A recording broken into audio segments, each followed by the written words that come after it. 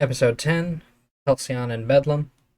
Uh, Retrospective Afterthoughts 2 years after the Game of Thrones season finale. So basically, it's one thing to talk about this when it's fresh, but it's another to actually have a bit of a retrospective. So um, I'll let you take it from there since you did way more research on this than I did. All right. Now, to make things pretty easy, what we're going to focus mostly during this time is the weapons that stood out the most in the show in terms of their historical accuracy, their function to the characters that use them, and then, of course, what part they played to the characters that wielded them themselves. So, let's start off with something relatively simple that we can just knock right off the bat. Let's start with Euron Greyjoy's axe. Effectively, and most notably, taking inspiration from Viking bearded axes. However, this one was definitely notoriously larger than what was traditionally carried. But still intricately designed. It had a brass-fitted octopus that came from the backhead of the axe that trailed close to the edge, but not too much, making it an effective weapon. Nice curved handle. Decorative, traditional, definitely not, but still pretty functional. But again, it was obscenely larger than most axes would have been wielded, especially by those who were out at sea. No Vikings would carry axes that big while on ships, let alone anybody in modern times, say during the British exploration period when they would travel to the Americas and to the Indias and Africa. They would have more so carried smaller axes, but we don't need to go down into that territory. Let's just stick with Euron's axe.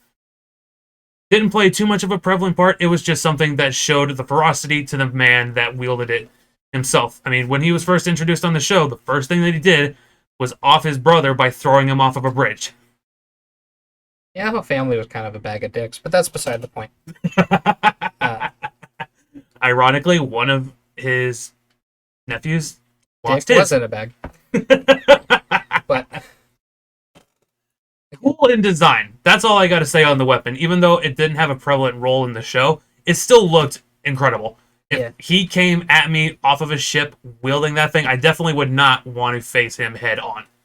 Whether I had a shield or not, one swing could more likely break my arm, even though I would still live, it would still hurt like hell. yeah, and that's effectively the problem that you have with a lot of these is that unless you're claiming some type of interesting properties for these weapons that makes them lighter or something to that effect, which only the Valyrian steel has that. So we're effectively going to disregard that property. Yeah.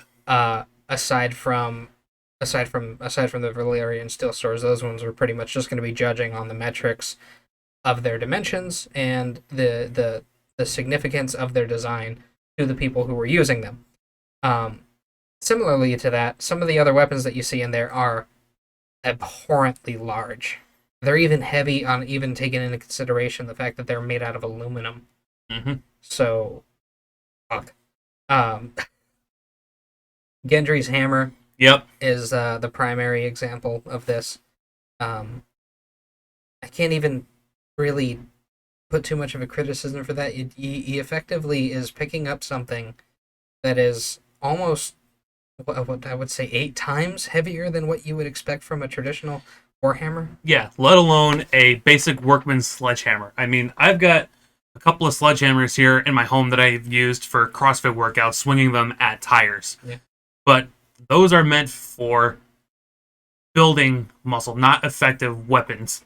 And even then, sledgehammers typically used for that, or even just used for construction, don't go any heavier than, say, 15 pounds, which is still an effective swinging kind of a weapon in Still general. yeah, even that's still pretty ridiculously Yeah. heavy.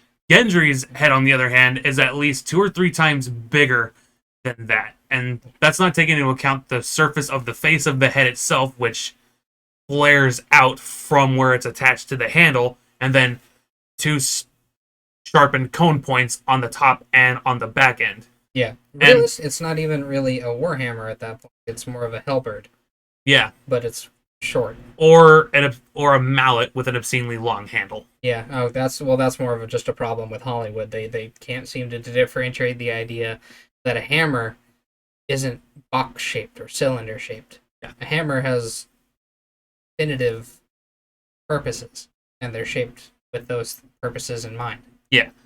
And then also, more likely, if he did build the hammerhead and to maybe make it easier to wield, making it hollow, doesn't necessarily make it a more effective weapon, especially for something that's meant for heavy impact. Well, Hollow would probably collapse on itself after some time.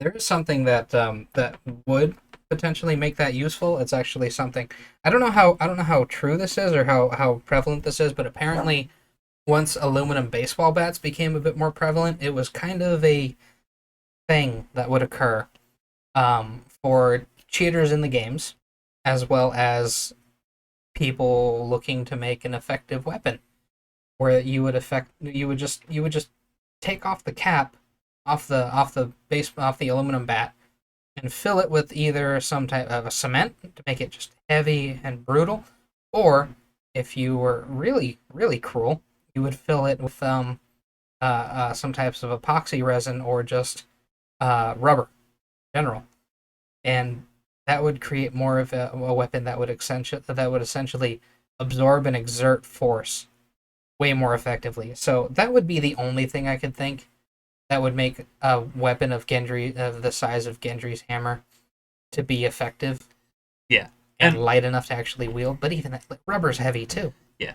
Side note also for anybody who's also familiar with a popular item that's sold on the Valerian Steel website, which is where we get a lot of the images that you're going to see in this video. The Warhammer used by Robert Baratheon himself. He was notorious for using his own, and we never really saw one in the show. What we got was an artist's rendering of it on the website valeriansteel.com, where you can get it on display. And I had it at There's one artwork point in my in the life. books of him using it too. Oh yeah, that's true. Yeah, I don't know if you saw that. It was a Oh wait, yeah, no, I have. bit, I've seen those. yeah, a bit but more exaggerated. The Rhaegon, I think was the guy's name. I'm blanking on it right now for some reason.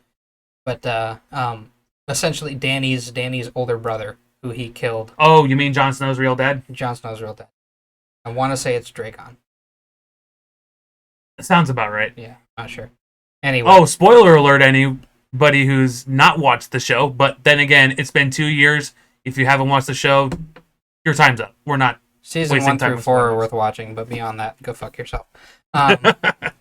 Spoilers. But notable differences on those ones are the overly pronounced spikes, not just on the top of the head itself, but also for the quote-unquote pommel, which didn't effectively make the weapon more useful, because pommels are used as counterbalances. But no, the hammerhead on that sucker was obscenely, horribly balanced. Yeah, and that's useful. Those types of pommels on weapons to that size are kind of useless because it's not really can't really the counterweight doesn't really do you any good.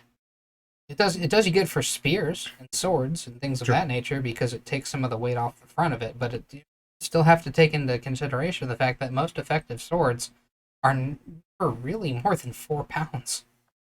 Exactly. And then on top of that, what it also does, having something with that much mass at the end of your weapon, makes it more likely to break. Yeah. The high stress point where the head meets the shaft of the weapon, if it misses what you're swinging at and hits something sharp enough, then that head is going to snap off and effectively make your weapon useless, unless you just decided to flip it around and use the sharp point of your stick as a spear of sorts. But at the same time, it probably wouldn't work that well depending on who you're fighting against. Ironically, then that's kind of an issue that I take with Hollywood in general. They always make spears out to be these like bastard useless weapons, but they're not. They're kind of awesome. Exactly. And I've been finding that out more and more since I made two. And well, technically only one of them's actually a spear because it's about foot and a half taller, 2 foot taller than I am. Great, I'm only 5'5", but that's how big a spear is going to be for somebody my size.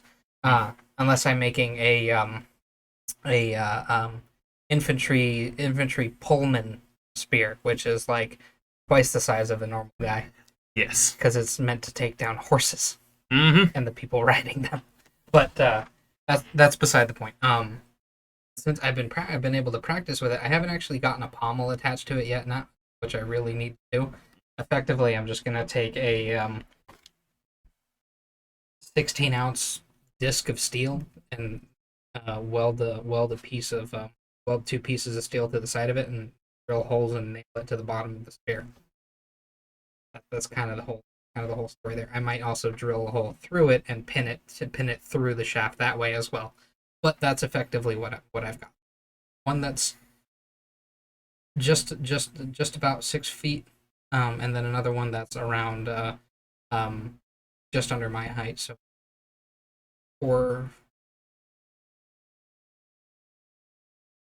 close to 5 feet below my.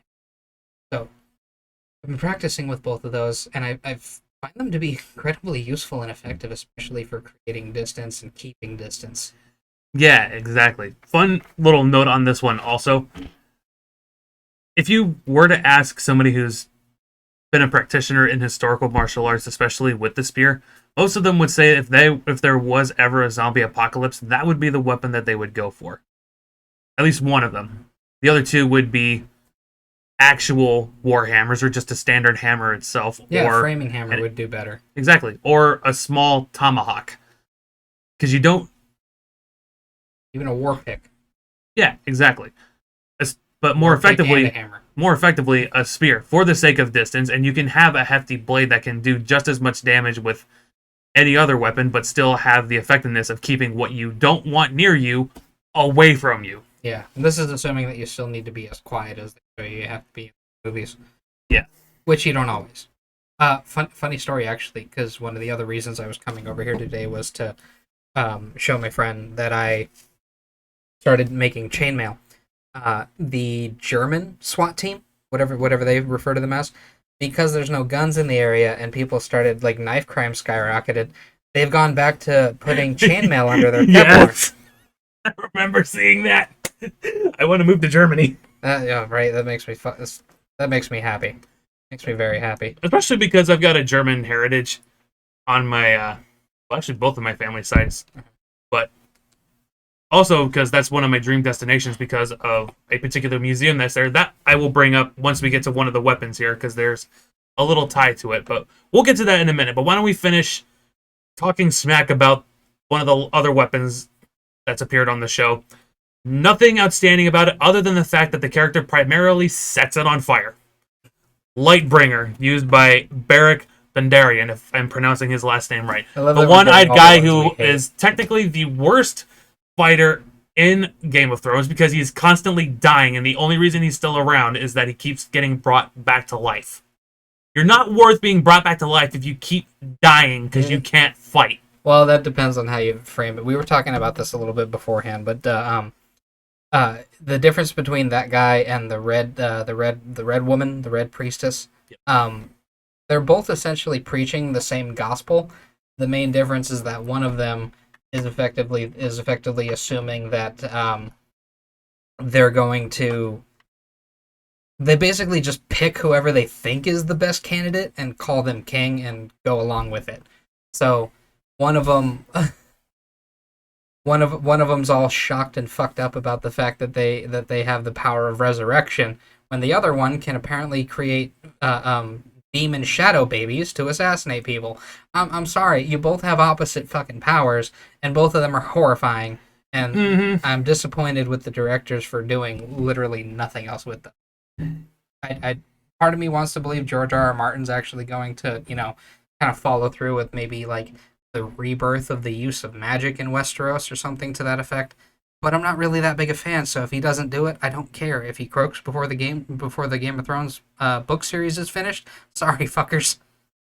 Yeah, I'm not gonna lie. At this point, I started to care less about it too. But I do love that he does interviews though, because that's some of the funniest shit I've seen in my life. Now, again, nothing about this particular sword stands out other than the fact that he sets it on fire, which is never a good idea.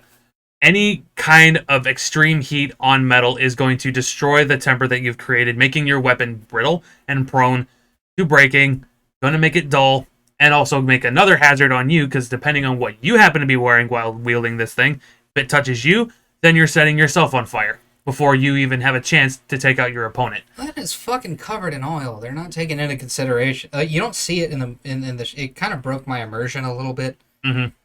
I can take the ice zombies and the dragon, Mm-hmm. but the guy swinging around a flaming sword that effectively is just coated in oil.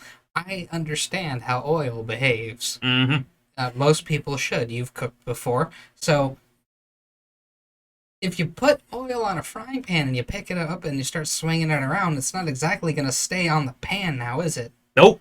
Same fucking thing is true of this situation. He's effectively just filled the scabbard for his sword up with oil and setting that on fire.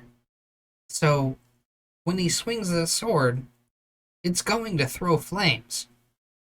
This is a stupid thing to do. The closest thing you can get to making something like this that kind of makes sense is a basket style spear. You effectively just pack it with fabric, dip it in oil, and you light the fabric on fire. It's really more of an extreme like intimidation piece than an actual effective weapon. But Exactly. that's like it. Especially against people that are wearing leather and or chainmail or plate armor that's not particularly flammable. Yeah.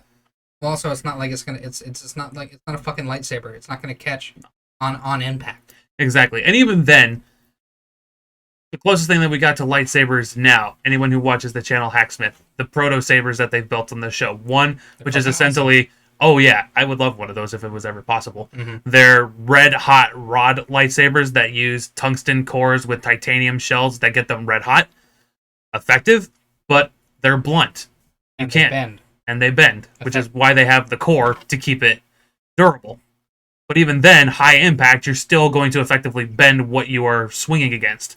And then there's the other proto saber where the guy's effectively just got a very large Plasma torch. Yep, which is also cool as shit. But takes forever to use. Yeah, and you can't exactly swing it. Nope. The energy will disperse a little too quickly. And no opponent is going to stand there and let you burn themselves slowly to death. Yeah. All right.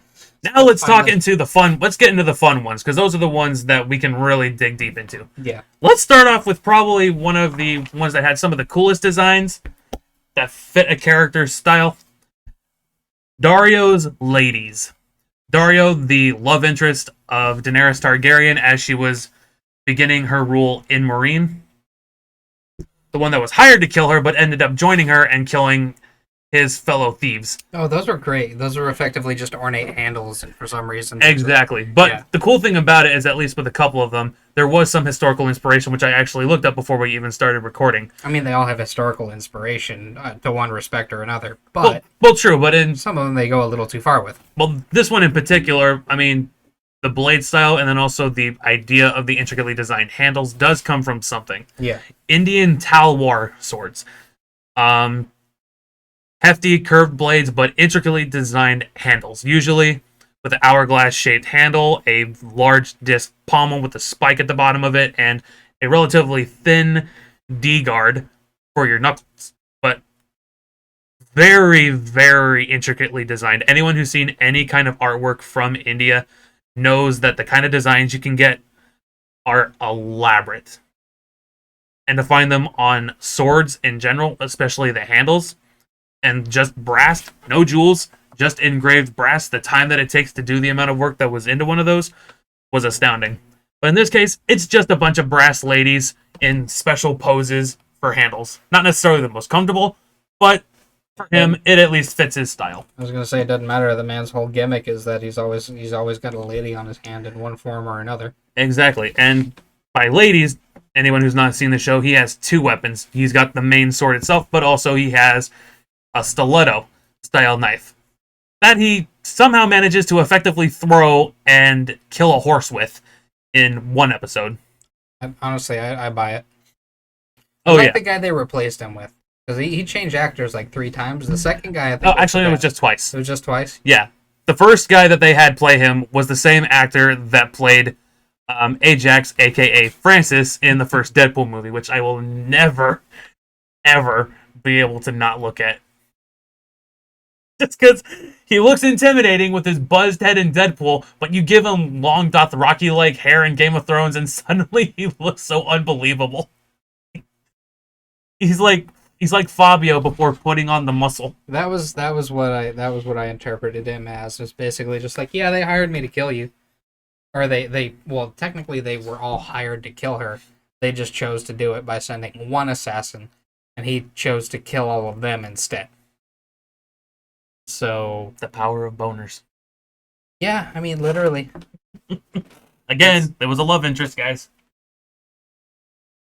It's kind of Danny's whole gimmick too, is that it's either just that she's doing something really nice for the people that she's helping, or power of boners. All right. Perplexing character. Anyway, moving on next to the next sword. All right. Let's move on to the one that was commonly seen, not intricate to just one character, but to an entire race, the Auroch. In any form, the sword used by the Dothraki hordes. Fucking hate it. I fucking hate it so much. Well, before we start tearing the sword apart, let's Yeah, talk go about for the it. inspirations for the swords themselves. Because you can see two different types of variants of it. You can see one that's heavily sickle-shaped and one that's only partially inspired by both the Egyptian khopesh and the African sickle swords.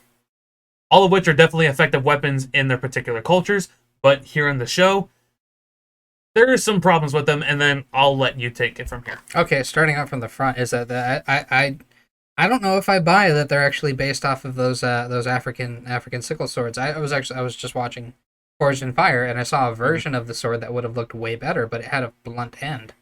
It was effectively a chopping, swinging, almost pike like thing. You know, like 2 foot, 3 foot handle, Mm-hmm. and then a 3 or 4 foot long blade. Yep. Beautiful piece. Fantastic for chopping, swinging, taking off limbs and shit. That would have been great. And that's not even a cavalry weapon. I would have given. I mean, they're cavalry swordsmen, so the khopesh does make a little bit more sense. I know the guys who made this stuff said that they were inspired by that. I feel like they walked back on it because they wanted to give these guys a khopesh to give them a Egyptian, Middle Eastern horde of the horsemen kind of vibe. But they gave them like one of the worst edged weapons that you could possibly give somebody because it was a Bronze Era weapon and they sucked. You cast something out of bronze or brass in general, anything like that. It's you can't really get it sharp. So effectively, it's just this thick hunk of metal that you shaped into something vaguely edge like, and you're more so smashing than you are cutting. Now, there are sickle shaped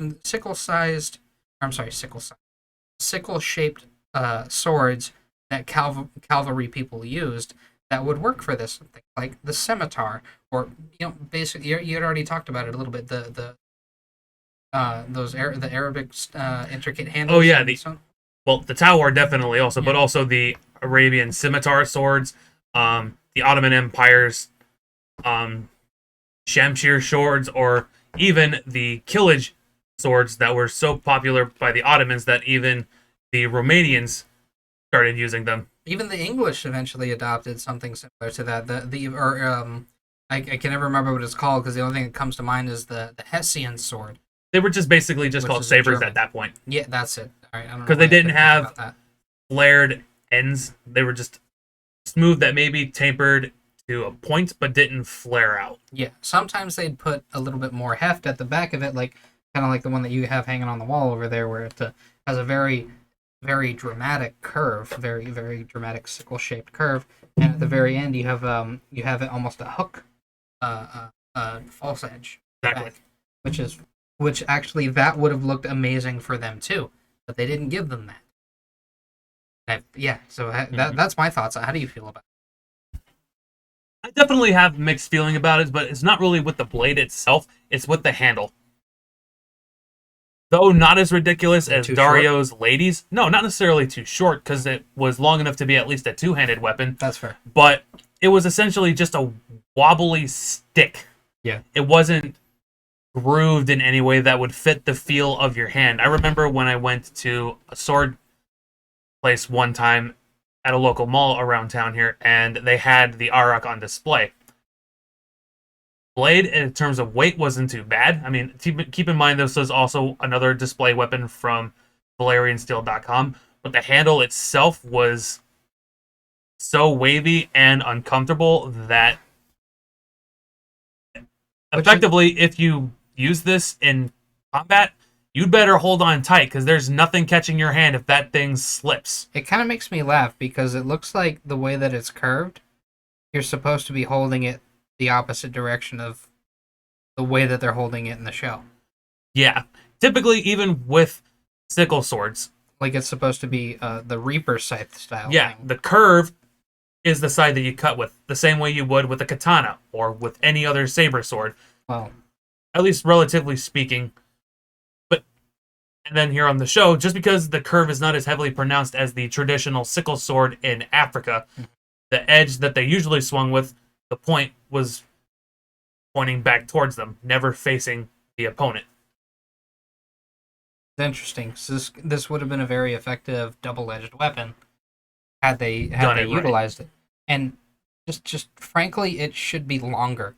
That's one of the first issues that you run into with cavalry weapons is that they need to be long enough to catch a guy on the ground. Infantry, that's effectively your only job as a cavalry soldier is to fuck up infantrymen, clash with other cavalrymen, but fuck up infantrymen primarily. So this I fucking hate this design on almost every level. I think the handle is beautiful. Mhm. If it would have been attached to something else, probably would have been fine.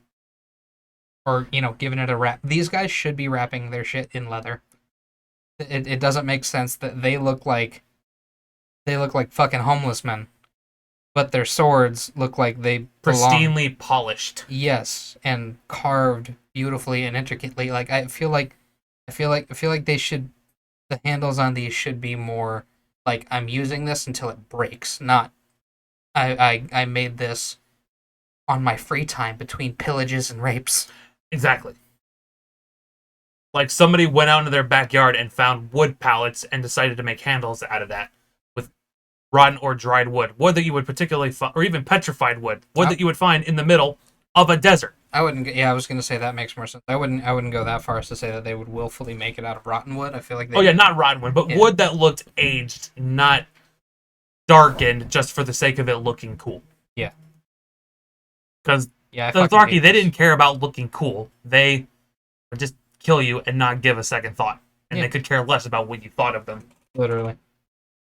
But yeah, that's all. That's all I have for that one. Anything else you want to? No, that's all that I had. We have mixed feelings about it. I wish that they could have done more with it, but we got what we got, and it's not the well, depending on who you're talking to. In this case, he doesn't like it more than I like it. Still an interesting sword that stood out in the show, nonetheless, and it at least made Dothraki stand out a lot more as a race of individuals. Yeah, it made them stand out more than the scene where they all died, and then in the next episode, they're all magically alive again. Mm-hmm. Well, let's not go down that rabbit hole. Anyway, yeah. All right. Let's see. Let's talk about. Let's actually talk about a spear now.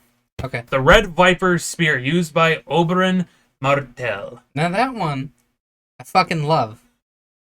I know, right? It is ostentatious, but it is effective. Exactly. It's not obscenely large, out of balance. Even the intricate work on the blade itself doesn't make it an ineffective weapon. The edge is still exposed well enough, perfectly balanced. Shoot, Oberyn Martell looked like he knew what he was doing, and the spear, the way he used it, was actually how it would have been used. Not just poke and slash. He would have used it as leverage, blocking, all that kind of stuff, and even distractions. Now, I do think that they highlighted one of the issues that I take with how they treat spears in media, though, is that his spears were a little too easy to shatter. So when whoever was making them is using a soft, brittle wood, something like Spanish pine, or even just pine wood in general, sandalwood, something like that, like something that's hard enough that it'll hold for a bit, but if you put any pressure on it going sideways, it's gonna snap and it's gonna explode. So now, obviously, also when he's using the spear on the show, the only time it ever is seen, he's fighting against a guy who's essentially the world's strongest man, built to be a tank, using a sword obscenely heavier than most normal cavalrymen or just any kind of sword wielder Yeah, at the that thing time would minimum be able 12 to. pounds. Yeah, Minimum weighed 12 pounds, which is 3 times the weight of a normal heavy sword. exactly. But as far as the design itself, incredible, fits the culture that was inspired by it, and even the blade itself, it wasn't just a standard spear blade. It was curved in a style called flamberg or flame sword. Basically, it twisted and curved like a snake slithering around, Matt, which actually makes it a much more effective cutting weapon than something with a straight, smooth blade. I love that his daughters used it as well Yeah. after the fact. I think that was my favorite thing was that effectively he just had a bunch of these made and his daughter and he gave one to each of his daughters. And I thought that was fucking beautiful.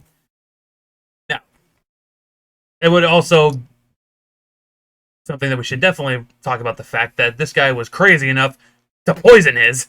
Yeah, that was a little weird. Not something you can't do, but Yeah, something you should be very careful about because, contrary to popular belief, there are types of poisons that you can use on the edge of weapons that are powder form that will be on there until they're off the weapon.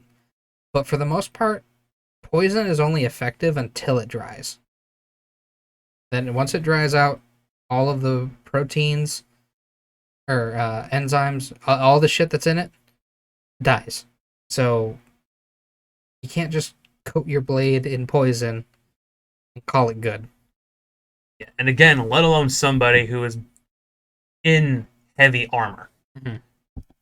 The scene in particular that we're talking about is the fight between Oberyn Martell and the Mountain, Sir Gregor Clegane, played by a number of different actors, but during this fight was played by Halfthor, the world's strongest man from Iceland, if I remember correctly. It was a little pixie girlfriend. I don't know if they're married yet, but I think it's funny because she like she like comes up to dick height, and that's like it. But she looks like an incredibly sweet person, and he is also a giant teddy bear too. So Oh take yeah. from that what Do you you ever will. watch any commercials that he's done in Iceland where he's talking about taking care of Mother Earth? You can tell he's just got a really big heart. He does care despite the Even his crazy things that interviews. goes on in his life. But he definitely looks like a fun guy to be around. But to the character himself, the amount of armor that they had him in did not look like there was any way that spear would have effectively been able to cut him, even in the slightest, even with a little poke, Well, that's part of if the you would. problem that I have with the swords in this show in general. Is just that like given the era that we're looking at here, a lot of these people, the weapons that they're using don't make sense because they're in full plate armor.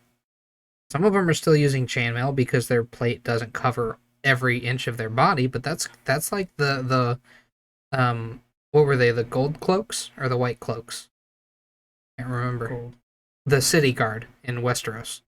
Because Oh, they had pretty decent coverage, but they didn't have the white cloaks. yeah, they didn't have helmets that covered their face completely. They had chest plates and gauntlets, greaves, and some shoulder pads, things of that nature. Already pretty decent amount of coverage, but the rest of it was covered by chainmail. So the swords that they were using effectively were with the intention in mind of to be used on civilians and invading armies. This is assuming that the invading army isn't also completely clad in chainmail. Which a majority of the time they were, Yeah. and Or then some. armor clad or armor clad with the same combination of chainmail. Nothing that would make the weapons that they used effective. Yeah. The only Unless you're effective things that they had were things like what was that? What's the green slime that they used in the show? oh, that was effectively it was just napalm. Yeah. I think they called it dragon fire or something like that, but it was effectively just napalm Oh yeah, absolutely. or Greek fire, which was just napalm. Pig shit, as Tyrion called it. Pig shit. All we have. Pig shit. All that's in here. Pig shit and heavy rocks. I don't think people realize how hard it is to actually break into a castle, but the fucking show made it seem like Westeros's gates were made out of fucking splinters. Yeah. You know what I just realized is kind of ironic? What? Oh, another spoiler alert, but something a little more recent in three, two, one. The actor that plays Oberyn Martell plays the Mandalorian. Yeah. And in season 2, he gets a Mandalorian style spear made out of their super steel. Yeah, I hate that one too. It's just I find it ironic that he went from one spear wielder to another one years down the road. And He got a sword too, well, eventually. I haven't watched The Mandalorian after season 1. I just kind of got bored. Oh, you should definitely watch season 2. Is it better than season 1? No. But if you're a fan of westerns, there's a lot of good, got a little homages in there. Hmm. Kind of doing a pretty solid combination of space western and space samurai movie. Yes. Yeah. I think the funny thing, though, from what I have gathered from that show, what they're doing in season 2 is that the only reason why it's getting any kind of attention is fan service. Huh? I'm sorry, maybe not fan service, but the cameos that they drop in. Oh, okay. No, that's fan service. Yeah, Yeah. Ahsoka. Sorry. Anybody who also watches anime, yeah, that the thing that you were thinking of, that is also fan service, but there is a Yeah, I just realized I might have used the wrong term for it. No, that was the right But term. the- You're also correct. They're dropping in characters from your favorite shows to draw in an audience. References to actors' previous works as well. Yeah, they Which even brought in I don't Boba hate. Fett, but using was happy the guy about that that. played Jango Fett, who eventually they used his voice for over the original Boba Fett's voice, which I still don't understand why they did that. I'm okay with it. Well, I'm more okay with that than what they did with Anakin's ghost. No, The that I Return of the hated. Jedi. That didn't make any sense. So all right. So there's a different. I had this argument with somebody. We were talking about retcons. There's just like some retcons can affect the story positively. So I actually view them changing Boba Fett's voice from the original to being I forget the actor's name, but the guy that did the voice for the guy that did the face and the voice for the clone troopers and for fucking the ADR for Boba Fett after the fact when they re-released the movie. So the issue that you run into with retcons is that usually you're doing something that fucks up the entire continuity of your story, like what they did in the Star Wars sequels. So so this is you're just changing who the chosen one is because you feel like it. Okay, fantastic. Oh, by the way, they're all the Jedi. They're all the Sith. All of the ghosts that are first of all, one of like the biggest contentions for being a Sith is that your goal was to be powerful for as long as possible, but you couldn't accomplish that because it was very rare for a Sith to be able to become a Force ghost. Same issue that you run into with the Jedi.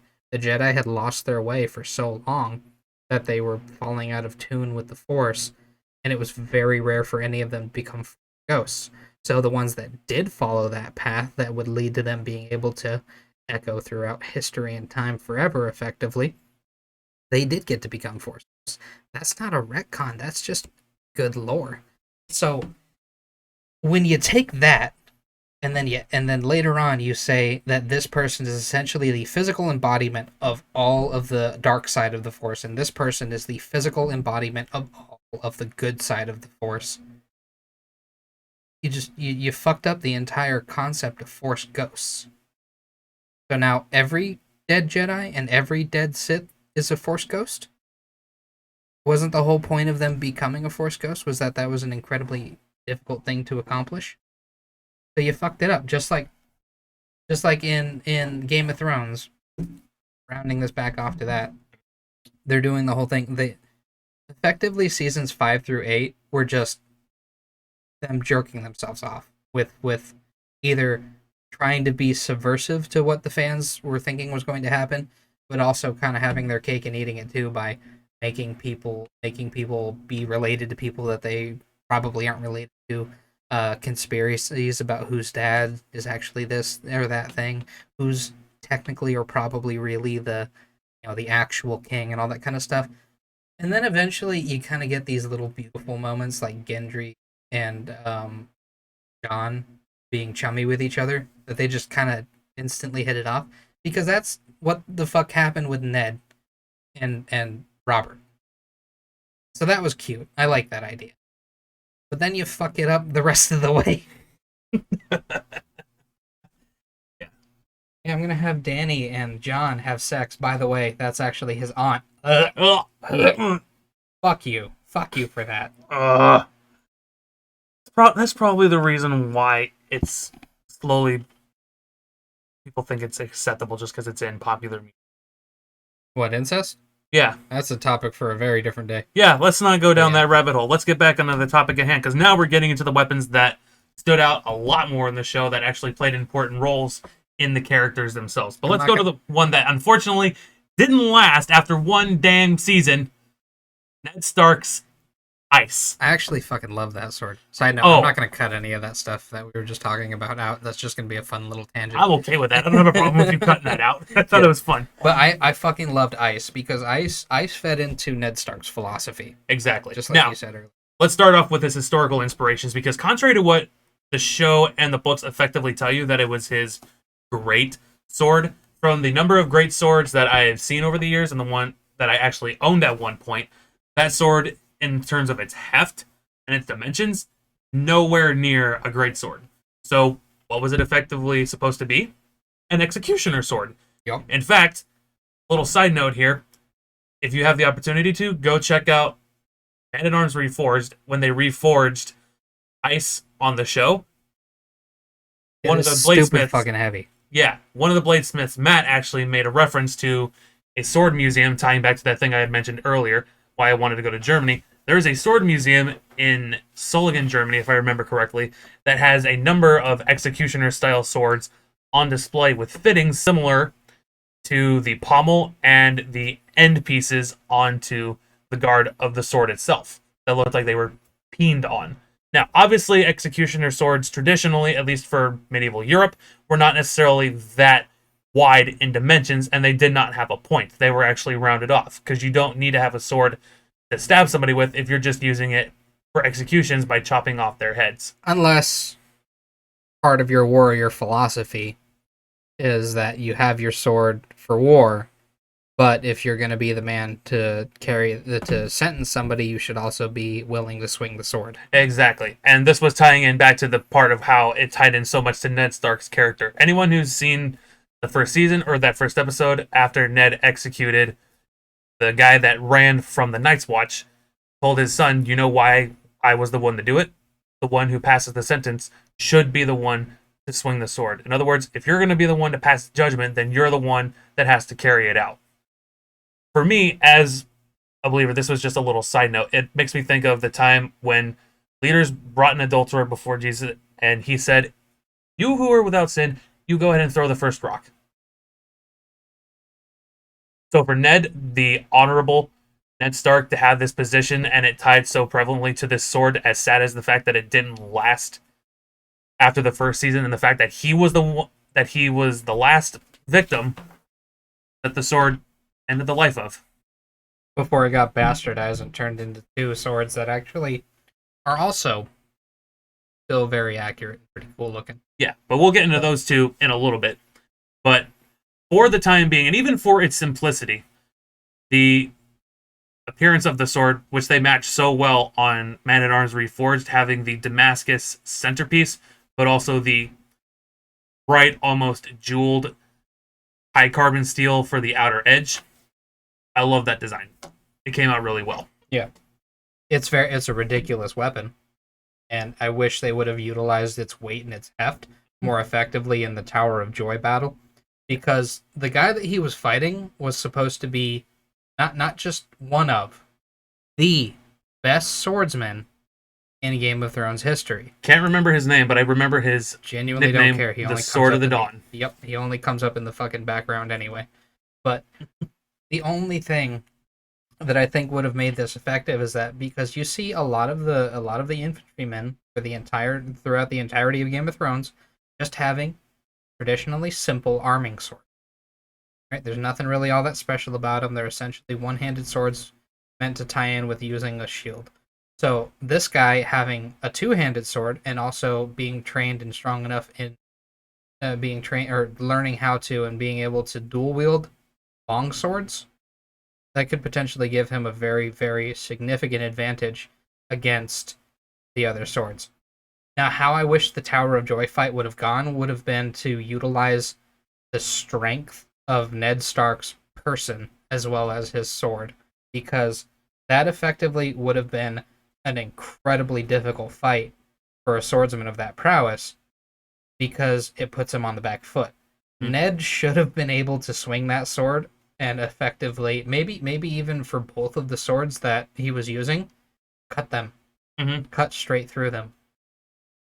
Not even just because of the magic bullshit metal that they're made out of, but just because of the strength and the weight of that fucking sword. Very real possibility could have shattered those things. And I think that would have been a significant moment. It would have been just the power and the will of Ned Stark being enough to overcome the best swordsman in the land.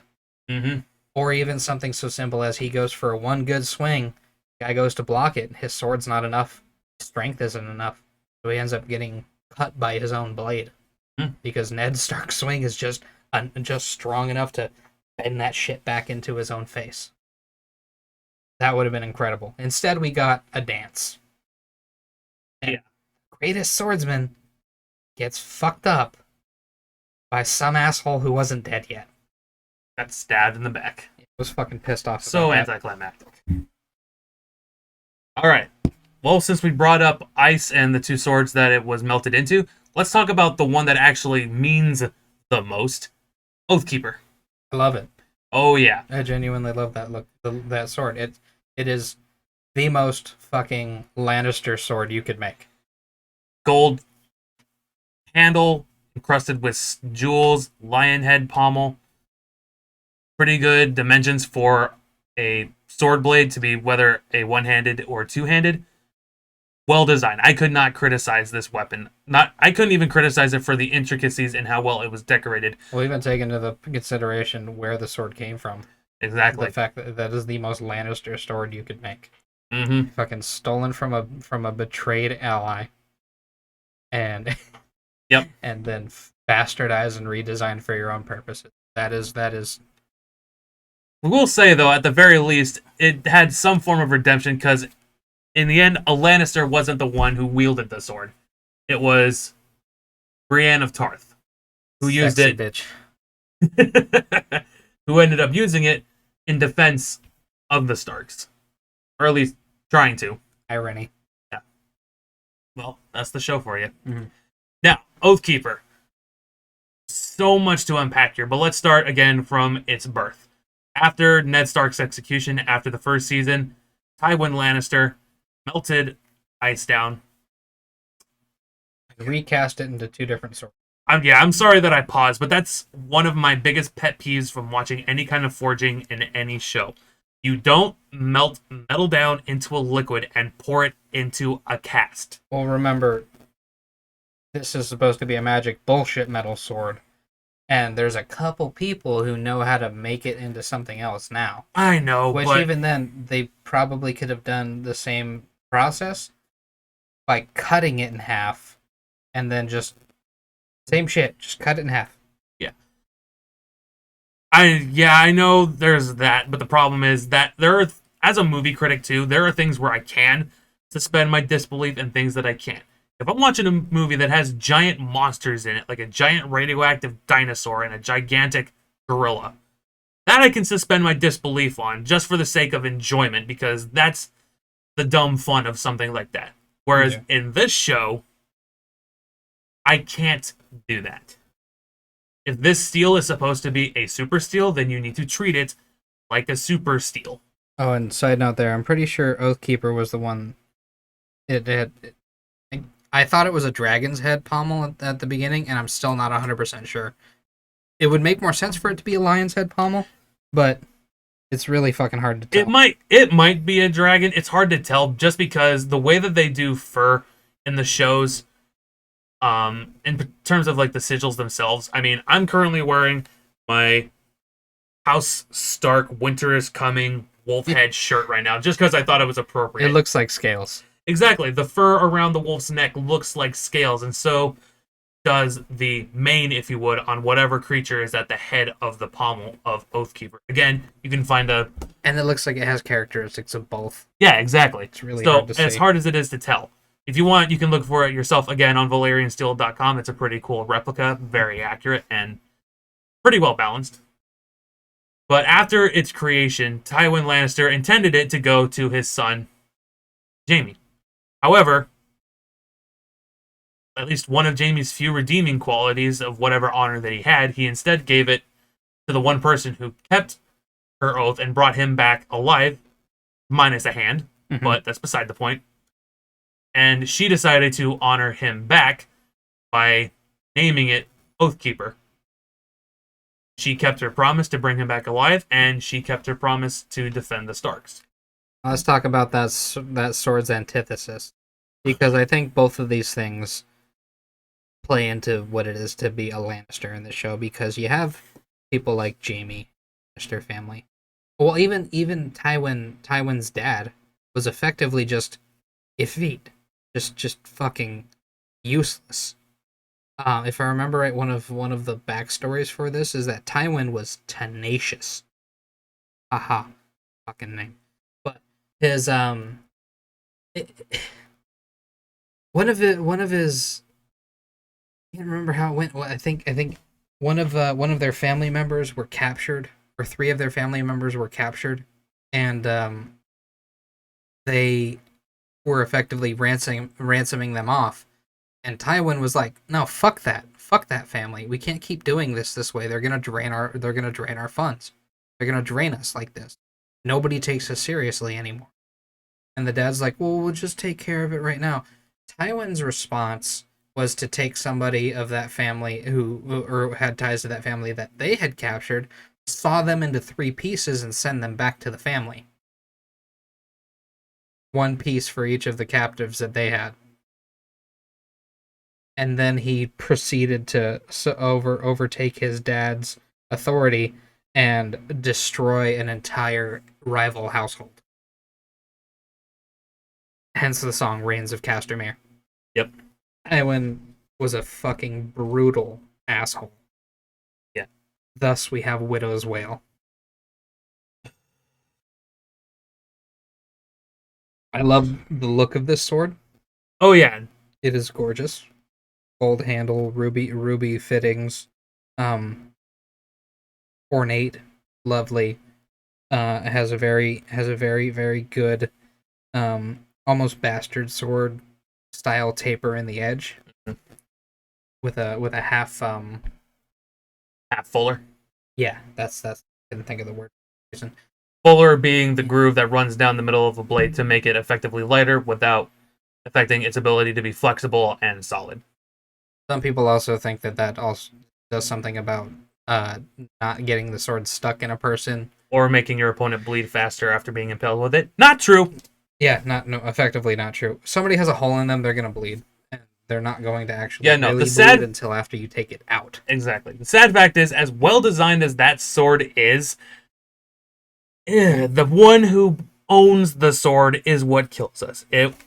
One of the most, if not the most hated fictional character ever, that I am sorry for the actor that played him has probably had to suffer the wrath of overzealous fans for years, Joffrey Lannister. And I refuse to call him Joffrey Baratheon because everybody knows who his real parent is. It wasn't Robert, it was Jaime. Yeah, whole nother topic as well there too. Yeah, they're circling around that incest again. Yeah, let's not circle back down that way. But sorry, everybody hates Joffrey Baratheon. That a sword you're supposed to. Yeah, obviously. But for a sword like that to belong to him if that's the only criticism that I have for it, then well, that's literally all I can say. The fact that the only problem with this particular sword is the one who owns the damn thing says something. Other than that, it's fucking gorgeous. Yeah. The funny thing is, he never even got to use it. It was a wedding gift. Well, he He did something. I think he fucked up a cake with it. I No, no, can't no. He did, remember the well, scene. he did that too, but he also chopped up a book that Tyrion had gotten him, which was kind of like his way of jokingly saying, "Hey, guess what? We know who your real dad is." And then he just decided to Oh, cut test the book with the sword, that was fucking funny. and then also cut into their wedding cake, which had doves or whatever hidden inside of it. Yeah, that was gross. Yeah, and they ate it too. But, ew. Well, he forced them to eat it. Well, he took the first bite after drinking his poison cup. I felt so bad for Tyrion for that scene. Funny fact, actually. Everything that happened to Tyrion. Yeah. Both in the writing room and in the actual show. Yep. Funny fact with the name Widow's Wail. It was a callback to a line from the first season when he finds Tyrion asleep in a pig's den and makes fun of a passing. I think it was whoever the guy was that was killed at the beginning of the show that spurred Ned Stark to returning with Robert Baratheon to Westeros to be the hand of the king. And the saddened women, and Joffrey just casually goes, "I love the wails of women. The wails of widows, if you would." That's where that name came from. Which, fun fact, that bastard never actually killed anybody in battle. The only time you ever really saw him kill anyone physically in the show... Actually, no, you never really saw him kill anybody. It happened off screen. Yeah, he just came in after the fact. Yeah. It was that poor redhead. That poor woman that Tyrion hired that he effectively beat to death and shot with a crossbow. Well, that happened after the fact because they thought that she was the prostitute that he fell in love with. And then she's pretty good about faking it, but then later on, poor thing. That's not a way to go. No, not. Especially at a little turd like that guy. Yeah, no, he deserved worse than what he got. Yep. But that's, again, beside the point. Good writing. Good writing in places where it actually goes. And again, the fact that ice was turned into two of the most intricately designed swords that still maintained their functionality and purpose was pretty good. That's all I can really say on those swords. They were great. And they played a big part to the characters, especially Oathkeeper to Brienne of Tarth, who ended up getting knighted by Jaime towards the end of the show, which one of the few things that I was actually happy about in the ending of the show was that she finally became a knight. Well, the thing that they never took into consideration was that that was the only criteria, so they were basically just exploiting a loophole in the law. Hey, exploit it or not. That's really all you need. Somebody of nobility, or who had already been knighted, to knight you. So exactly. You're now Lady Brienne. Can't really call her sir. Yeah, no, that part of me wishes we would kind of like stop. But no, all right. So I got mixed feelings about this because it's a compelled thing. No, yeah, I got you. If two kings meet, they don't address each other the same way as if you were speaking to a king. Realistically, nothing separates you from being a king, other than people's perception of you. You're only a commoner because you were born a commoner. You're only a king because you. All right, that depends on which way this swings.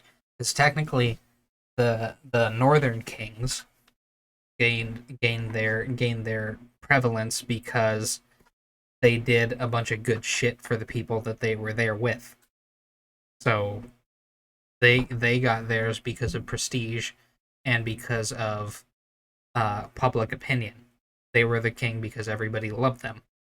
Then you had the Targaryens, who were effectively just the only group of people flying around on fucking walking napalm machines. And so yeah, no shit. Everybody was kind of just like, okay, yeah, we basically cannot do anything against you. So by default, we're letting you. Yep. We'll willfully surrender so we can live, not get burnt to death. Yep. And that was effectively how Danny controlled the majority of her fucking territory, was through the threat of fire and blood, The equivalent to nukes. which in one scene are totally fine and can dodge the scorpions easily, and then in the next scene are immediately shot 3 times and die. What? Yeah. There's something special about that particular scorpion that shot? Was there? No. The funny thing is that The green one needed to die. That's all. That's all we get. yeah, when you really think of the placement and just breaking down those particular scenes, Drogon was a lot closer to the Scorpion when he got shot, and effectively almost the same spot that his two siblings got. Well, his one who was actually killed by the Scorpion, the other one that was killed by a spear throw by the Night King. No, that I believe. Yeah. That I believe. But yeah, no, Drogon was closer when he got shot, and I think. Dude, which one? Viserion was the one that was killed behind the wall and brought back by the Night King, and then the green one was Rhaegal. Yeah, 2 of them named after her brothers. And one after her husband, Khal Drogo. But yeah. But anyway, Rhaegal technically was the furthest away from the Scorpion when he got shot and was killed as fast as he was. Makes no sense. Sure, he wasn't as big as Drogon was, but Drogon also wasn't necessarily too big compared to his 2 siblings. Like maybe half a size bigger. Still pretty big, but half a size. Not enough to make him slightly more indestructible than his siblings. Yeah. And the only reason he was bigger is because he went into the wild. And was not locked up in a cave with a chain around his neck. Well, part of the problem with those is that they were only feeding them enough to keep them alive, so they were not growing effectively. Yeah. This is one of the reasons why people in certain areas of the world were able to become significantly larger than other people. Mostly because of the consumption of fatty foods. And, well, higher levels of nutrition in their foods. So, you have places like my ancestors, which effectively just had corn. Corn and lamb and cows and pigs. That's kind of it. And then you had people more like your ancestors or Kyle's ancestors who actually, had more access to making hardier and heavier. Were able to make those foods, have those foods more frequently. So my ancestors grew up a lot tinier. I feel like we should explain, if you haven't already talked about Kyle on this before. Oh, he's fucking massive. I actually don't really know too much about his etymology other than he's German and some other shit.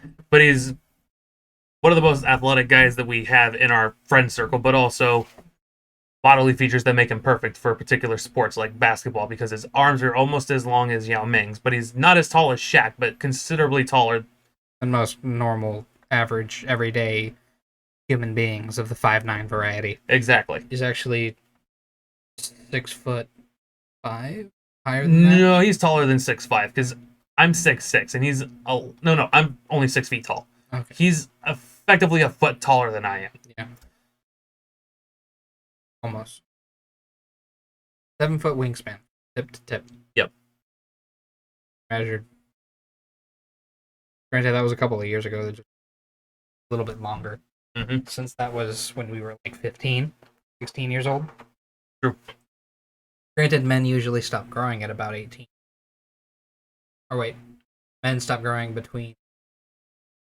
I think it was 21 to 25. That's neuroplasticity. Right. Fuck, I gotta look it up because I can't remember. I know women stop growing slightly earlier, if I remember. Just stop growing a little bit later. But then women achieve neuroplasticity a little bit earlier. Which that doesn't mean you fucking grow up smarter. That just means you're calmer, quicker. That's about it. Yep. Anyway, moving on. Yeah. Well, now that it's ironic that we're talking about size at that point, because we've got 2 weapons that we can transition that were probably the smallest weapons in the show, but the most prevalent. But let's go with the smallest out of all of them, the cat paw. In other words, that Valerian steel dagger that showed up in the first season as the attempted weapon that was going to kill Bran and ended up saving the entire continent of Westeros. Fuck that knife. Fuck that storyline. Yeah. Now, Fuck the writers. Anyway.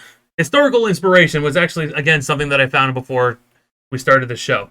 Inspired somewhat by an Indian-style dagger called a Bagnong, if I am pronouncing it correctly. Now, however, the only significant difference between the two is traditionally those had 3 little claws along the side of the handle that were used particularly as climbing tools in some way, but also as effective hacking and slashing, because you would be able to reach around an opponent, like a spot that was exposed behind a mask, and effectively claw at them to destroy it.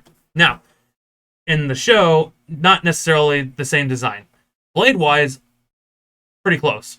An aggressive, almost fantasy style, but still an effective stabbing and cutting weapon nonetheless. The handle, wicked wood carving designs, major brass fittings, and then a really big, I don't know if it was supposed to be a ruby or if it was just supposed to be red stained glass. But hard to tell. Probably a ruby, given that as a Valyrian steel knife. Yeah. The funny thing is, every time I look at that thing and remembering its name, a part of me wants to go, Thunder! Thunder! Thundercats! Oh! That is more of what it looks like, yeah.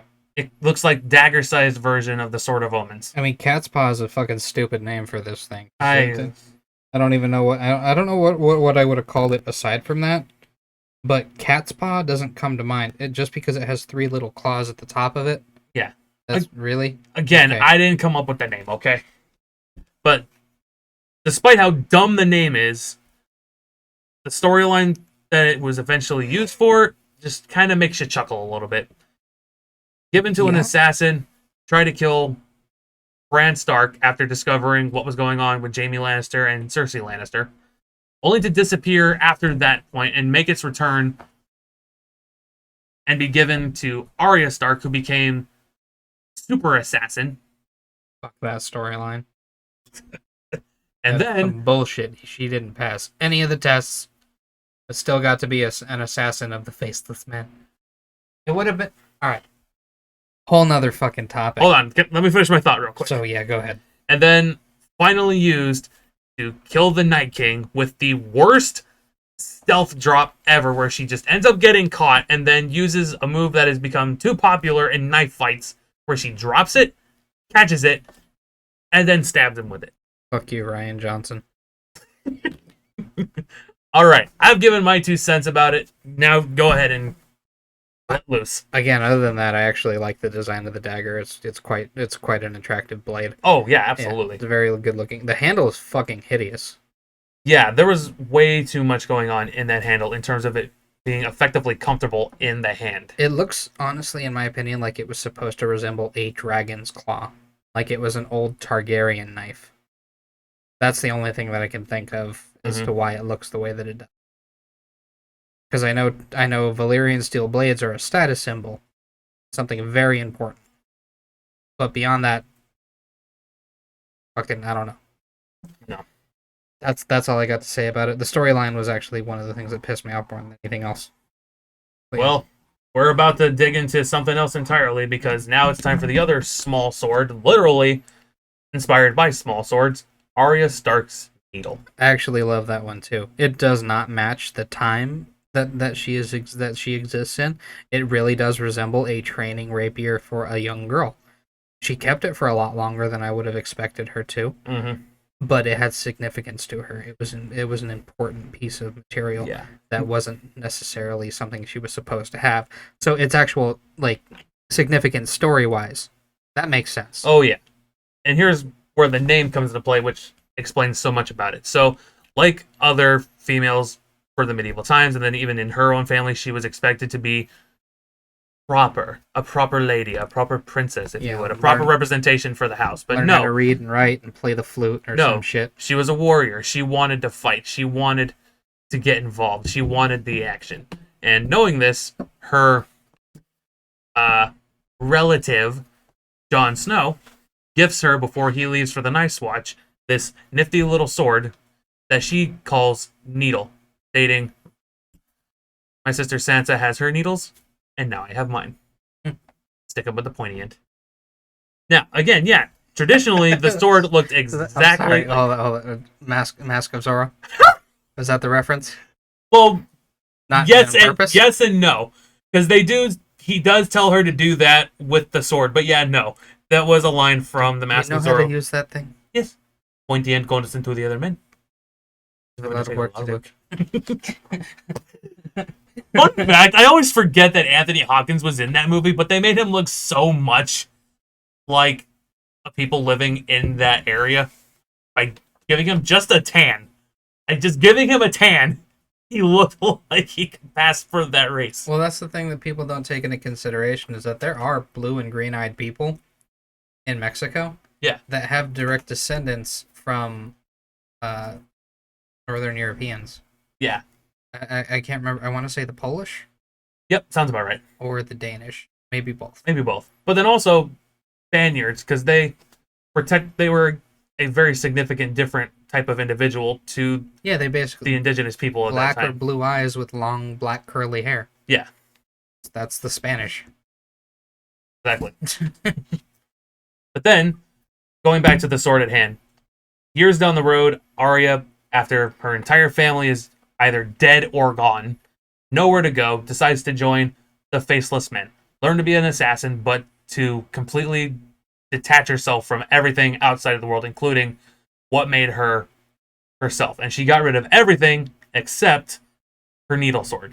Way too important to her, to the point where she buried it and hid it away. Yeah, see, this whole fucking arc didn't make any sense. They had... Alright, so, compare this to something that we can understand real world. You know the tenets and foundations of Christianity, and the things that you are essentially trying to avoid because those are sins, and the things that you are trying to achieve because those are virtues. Effectively, they were giving her a list of sins and virtues, and rewarding her for half-assing the virtues and committing the sins. That doesn't make any fucking sense. Unless the secret to this is that the secret to being a faceless man is to be confident in who you are as a person. So when you're switching to another person, you become that person just as much as you were yourself for the entire time before you became a faceless man. Other than that, she just killed the other girl, and they were like, I guess you're the only student, now you win. Yeah, here's the mask. And then she kills her teacher. The whole fucking thing doesn't make sense. No, she doesn't kill her teacher. She just tells him off. Yeah. She does kill the one that was chasing her down, and it lights out kills her, brutally carves her face off, shows up, and even after being told by the guy, girl is now ready. A girl has a name. My name is Arya Stark. And then just leaves. Like, no repercussions after that, too? Yeah, you effectively just... You effectively... Insulted an entire secret organization of killers. Yeah. Good luck. Yeah. The fact that you made it to the end of the show surprises me. Just to sail off. Couldn't we have gotten some sort of shot of some guy staring down at her? And then maybe, I don't know, something that showed that this guy was hiding? Even the whole fucking gimmick of the idea that, like, maybe it's desperation. You never get any confirm for that, because it's like, okay, so the faceless men effectively have this code system of things that they're trying to do. Arya effectively wants to have all the benefits of being one without any of the weight. Yeah. Just like the whole thing with the original faceless man they encounter, his honor system is effectively, give me 3 names, and I will kill those 3 people. You stole 3 lives from the Red God, and they must be replaced. So, 3 names, and then we're done. Let alone to the point where even if she gave his name, he would have offed himself. Well, we kind of did, because he was never actually that person in the first place. Oh, yeah. Which was kind of the whole joke. I got you. But beyond that part, it was just like... Yeah, okay, so she is a faceless man, but she's not a faceless man, because she's not going to follow any of their tenets and principles. This is like people This is like the people that I encounter in my day to day, Mm. who are like, yeah, I'm a Christian, but they don't do any of the Christian shit. So it's like you're calling yourself that because you believe in something, but you're following none of the tenets and foundations of the group of people that you're claiming to be a part of. So you're not really a part of that organization. You're just full of shit. So Arya is effectively just an apostate. Sounds about right. Yeah, Well, apostate. not necessarily apostle, which if that's the word that you're going for. No. It means the opposite of that. It's like Yeah. somebody who's like directly opposed. It's like the Um, difference between a samurai and a ronin. the kind of, because the Ronin essentially still follows the tenets of being a samurai. They just don't have anybody master. to pledge their allegiance to. Yeah. Yeah. This is more like a knight who oh, this actually does happen in history at some point. Knights, part of their code was effectively that they would not do combat against commoners. A Yep. very, very strong part of their honor code. So at one point, during a series of revolutions, the knights were basically just forfeiting their ownings so that they would no longer be a knight. And then it'd be like, that doesn't get rid of any of their fucking combat abilities. The decades upon decades that they trained to be a knight in the first place, their swordsmanship doesn't go anywhere. Their full plate armor is still in their possession. Their sword is still in their possession. They're effectively just they're just Creating their own demise. yes. Fucking assholes. Yeah. Yeah, that's effectively what she did. She got all the training and then just went, I'm not gonna do any of your rules. Try to stop me, I'm a girl. And then the one combat scene that we get between her and Brienne of Tarth. Bullshit too. Brienne should have heel kicked that bitch through a hay bale. Exactly. And Arya's I use love of her small sword against her long sword. Uh-uh. and the actress both of the actresses, charming as fuck. Oh yeah. So this is not a reflection on them at all. Oh The no, girl we're who not. plays Arya is an adorable person, and I hope she gets to have a long and successful career. Yeah. But this particular transition from her being an impetuous and ambitious child to being fucking Terminator No. is weird. It doesn't fit. Not in the slightest. Yeah. And again, the combat itself, the way she was using Needle against Oathkeeper. No. If you've got a sword that small, you're not going to use it to effectively block your opponent's swing, because that's not going to work, especially if your opponent is 2 to 3 times taller than you are, Yeah. with a sword effectively heavier than yours. Harkening back to our conversation about Ned Stark using ice in a single swoop against a guy who's got 2 smaller swords, either breaking the other guy's swords or using the weight from the swing itself for an effective blow that knocks the other guy's weapons back. That's what would have happened when Oathkeeper met Needle. Especially, again, because Oathkeeper is Valyrian steel. And ironic. Needle is not. Right. And it's a thin piece of metal. In reality, Oathkeeper should have broken Needle on impact.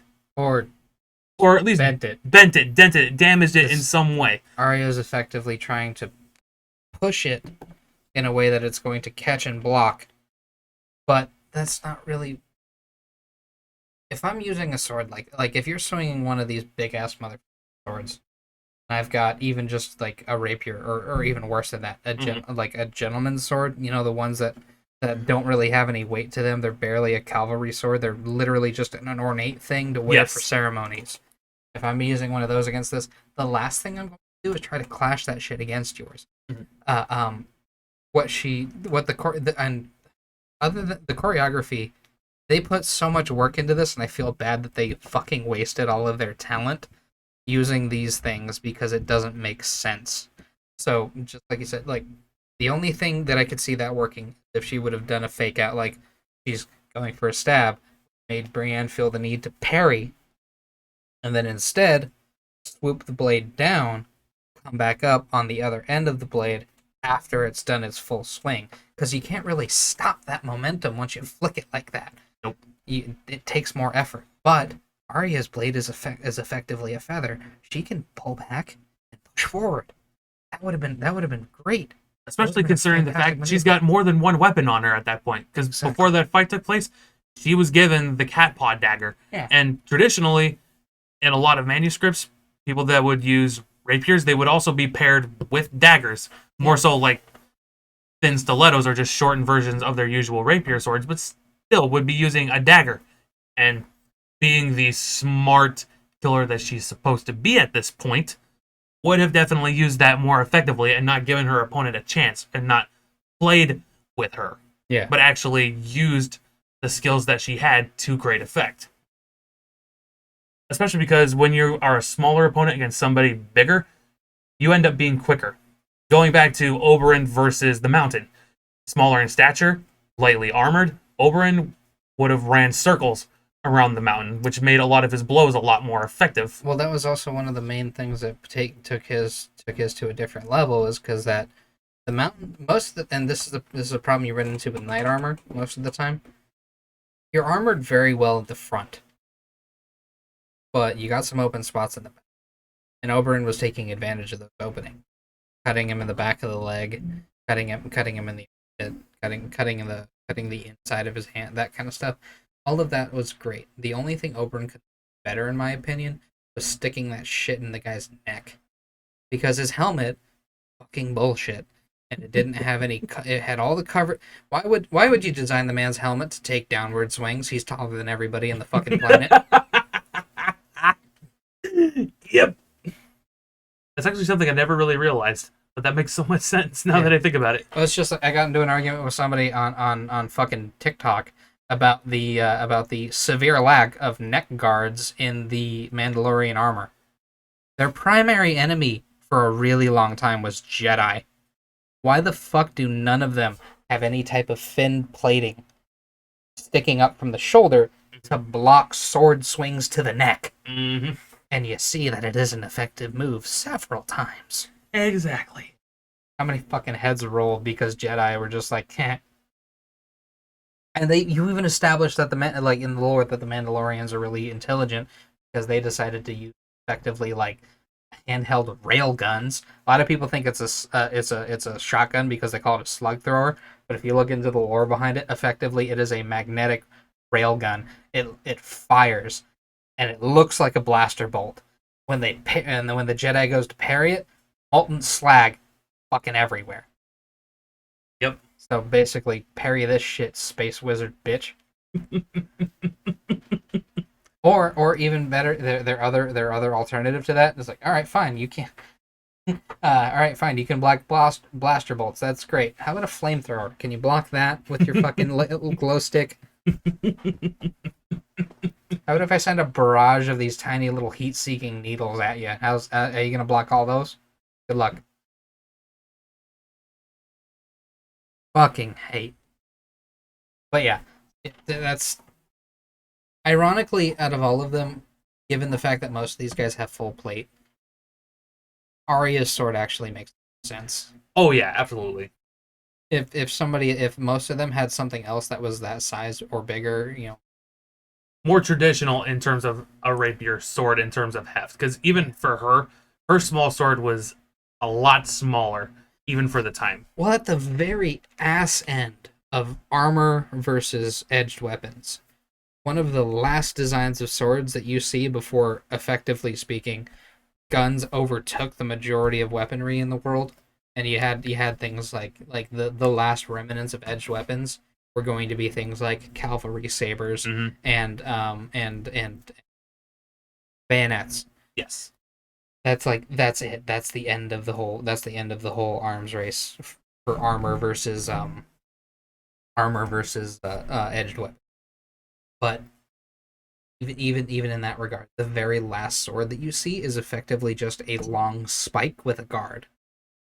So needle makes more sense in this context, because the goal now is to strike at the few tiny, tiny places that are left where armor or punch a hole right through it in general. That's all. That's all that you got. So needle or something bigger.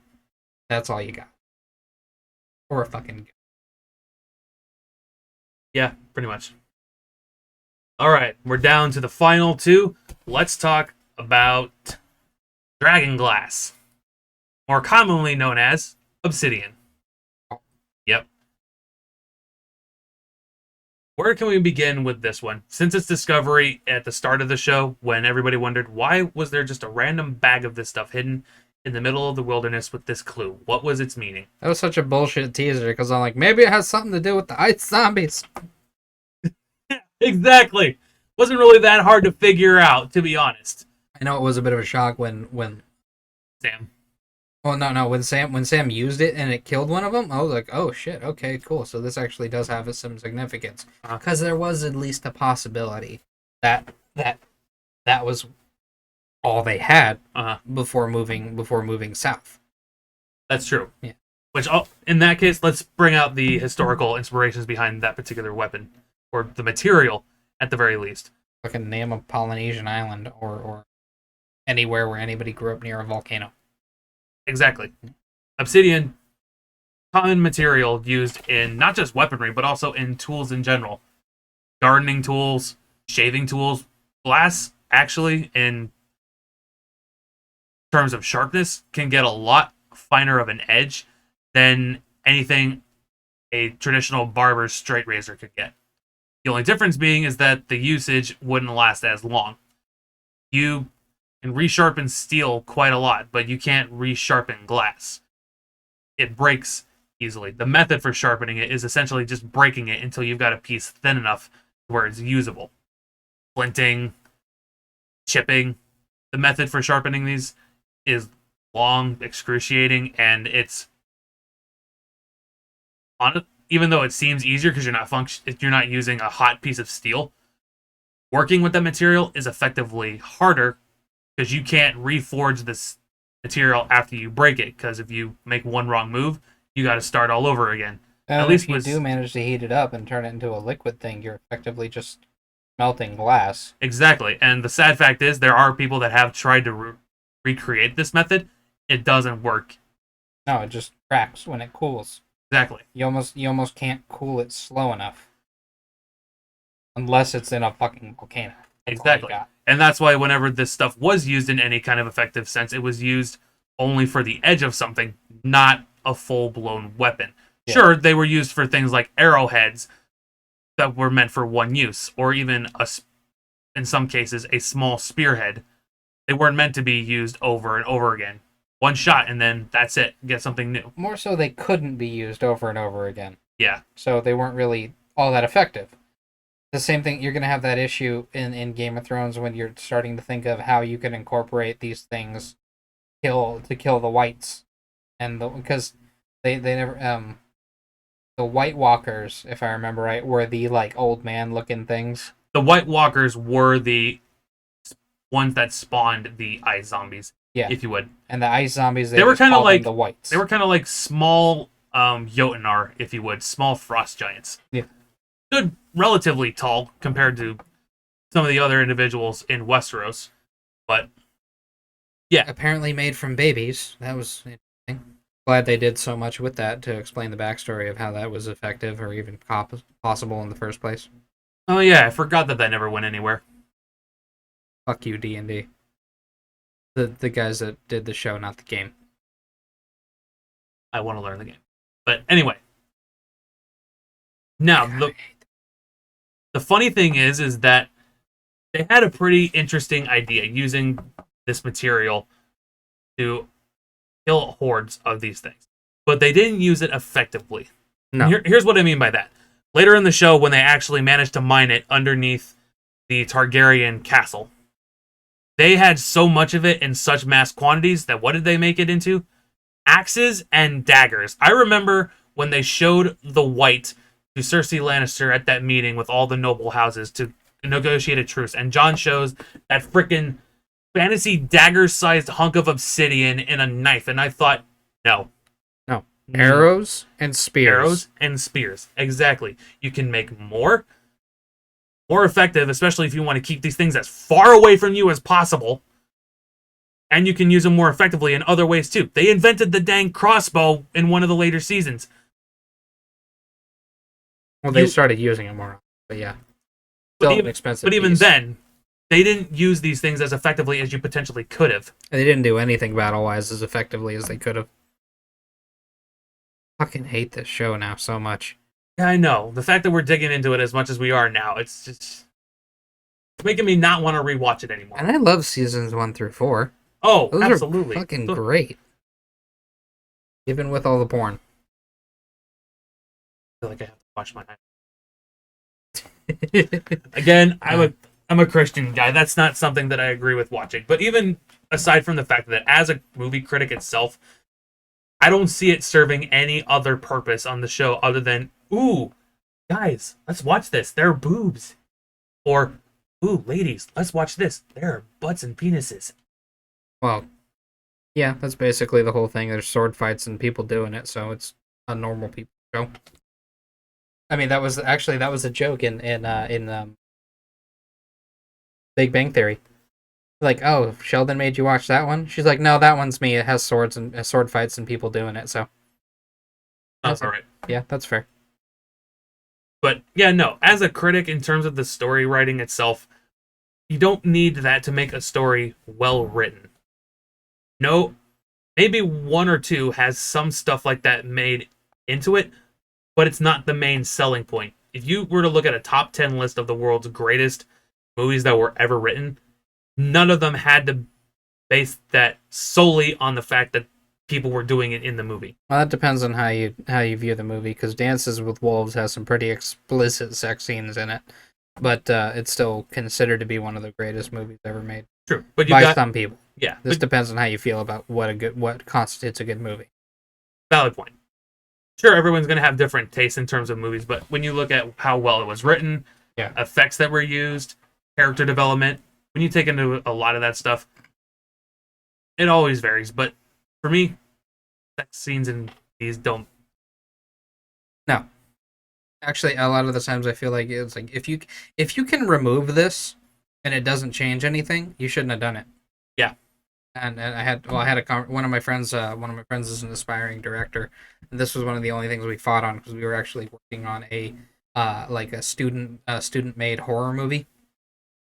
Yeah, we were gonna. He had a friend who was a contortionist. We were effectively gonna put this person in like black paint with red eyes and demon, like just straight shadow people demon makeup. That's creepy. Yeah, and or make the person look like a kind of like you. Did I ever show you Low? Yes. Yeah, it's gonna like that thing, the broken leg demon. It was all white and fucking gnarly looking. Mm-hmm. Yeah, that something to that effect. So somebody was gonna need to do that, and effectively this was going to be like a cabin in the woods type of scenario. All these people are here for this reason, blah blah blah blah blah. And he was really adamant about keeping a scene where this dude decides that because he's by himself that he's gonna beat off. Which I'm like, all right, that's real, but it's not necessary. Wasn't he just before this looking into the history of the house and something about hauntings and shit like that, because they need to figure out some way to actually beat this monster? So yeah, quick Google search, which I didn't want to do because effectively I wanted this thing to be hurt because it fucked up and grabbed one of the girls who had a silver earring, and just call that, like, they realized that hurt it, and okay, so we're gonna utilize that, and that's kind of the whole way this is gonna go. They're not actually able to kill the monster, but they're able to keep it at bay till sunrise when they can escape the house. Other than that, it just straight up murks all the other people. But yeah, anyway, All right. That was the whole issue that we were running into, is that it's gratuitous at a certain point. Mm-hmm. You already had a sex scene. You don't need to do beating off. But yeah. All right. Last but not least, the sword that had the greatest longevity in the show, the perfectly named Longclaw. The sword that was owned by the Mormont house, later gifted to Jon Snow by the Mormont, who was the current Lord and Commander of the Night's Watch when Jon had joined. Mm-hmm. Another Valyrian steel sword that was meant to be a family heirloom. However, father, who owned the sword, typically who would have given it to his son, who was Jorah Mormont, who was disgraced and ended up fleeing, thankfully not with the sword, ended up losing his right to it and was given to somebody that was much more deserving of it, Jon Snow. Wasn't it originally oh my god, what's the word I'm looking for here? Yeah, it was Jorah, and then he refitted the pommel to have a wolf's Well, head instead of a bear's head. I forget what the guy's name was, who was the Lord Commander of the Night's Watch when Jon had joined. But yeah, he was the original head of House Mormont. But after what Jorah did, he left, went to the Night's Watch, and someone else ended up taking control over the house. And then later, seeing Jon's actual worth, gifted it to him, seeing that he was much more worthy of this as someone of his particular birth situation. Because at this time, everyone still believed that he was Ned Stark's bastard. Which they never fucking stopped saying in the goddamn show. Nope. Even Tyrion still calls him that at the end. In the final episode, he says, yeah, there's still a Night's Watch. The world still needs a place for bastards. He's not a bastard! Will you stop calling him that? Okay. Let's take that. Yeah, not a bastard. In fact, the rightful king. Very closely behind the fact that, well, I mean, technically that depends on how you swing it, because the Targaryens don't have any fucking right to rule Westeros if the Baratheons killed them and beat them. Mm-hmm. So technically the rightful king is Gendry, because he's the only surviving heir of House Baratheon. Or of Robert Baratheon specifically. Yeah. And eventually also because of him being the surviving heir of House Baratheon, because Tannis and whatever the gay one's name was, I just forget, because he died in season 2. Yeah, stabbed by the shadow creature that the Red Woman had created. Yeah, the shadow vagina monster. That one's horrifying. Hard to be scared of something when you call it that. I'm still scared of it. Oh no, I'm still scared of it. It reminds but also... me of the face hugger, but yeah. in reverse. Instead of it raping your face and putting a baby in your chest, it takes a baby from somebody and then the baby kills you. So it's more like child's play in a weird way. Nah, that's just horrifying. Let's get back to the sword. Shadow people, child's play. But yes, you're not wrong. After Jon was gifted the sword, he had the bearer pommel that was originally on it and switched it with a appropriate wolf head, but also more appropriately was that the wolf head was white with red eyes. Mm-hmm. A subtle nod to the runt of the litter that ended up being Jon's closest companion and one of the only wolves to survive the entire show, Ghost. Blatantly disrespected in the last season. Yep. Now, somebody brought up an interesting point to me about Dragon Ball Z that feeds into this. Oh. Every time you find out something background-wise about Dragon Ball Z, it kind of ruins the shit that you see in the actual show. So, you wonder, like, what's kind of amazing? Like, why does their hair and eye color change like that when they go Super Saiyan? And you find out it's because they didn't want to use any more black ink because it was taking longer to draw the pieces, so they just made them blonde. Okay. And then there's Super Saiyan 3? Super Saiyan 4. With the long hair. Oh, yeah. No, that's 3. Yeah.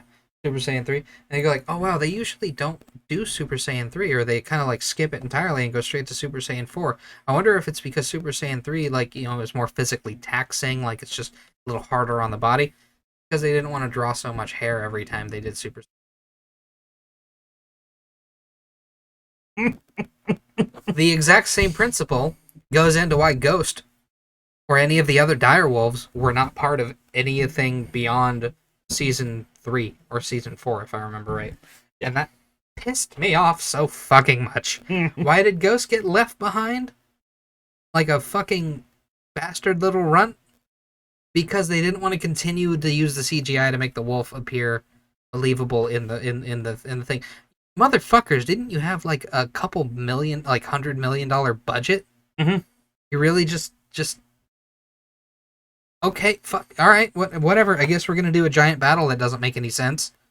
Instead of having an amazing wolf who rips people's heads off. Yeah, I want to see that. Yeah, Ghost is freaking cool, Yeah, and runs a litter you my. disrespect him like that. Fun fact: the only other one that survived was, I think, Nymeria, if I'm pronouncing her name correctly, and that was Arya's wolf after she had to let her go. Otherwise, Joffrey would have had her put down. Yeah, that wolf was actually named after the female in the Targaryen, if I remember right. Oh The yeah, that's mythos of right. the Targaryen. I can't remember if she was one of the um Dornish women. Oh yeah, that's Who right. I can't remember if she was the one that married the Targaryen and like kind of made everybody not, made it, Dorne was the only one who was like hey, how about instead of you conquering us, we just bang forever. Doesn't sound cool? Sounds about right. And then that guy was like, yeah, sure, why not? You're hot. Exactly. Yeah. Again, now going back to Longclaw here. Its longevity in the show cannot be understated because it's one of the few weapons that lasted from seasons 1 to 2, never left Jon's possession, even during one point in season 7 when he tried giving it back to Jorah Mormont, which, you freaking idiot. Why would you try to do that? Thankfully, Jorah had the wherewithal to say, no, you keep it. My father thought you deserved it.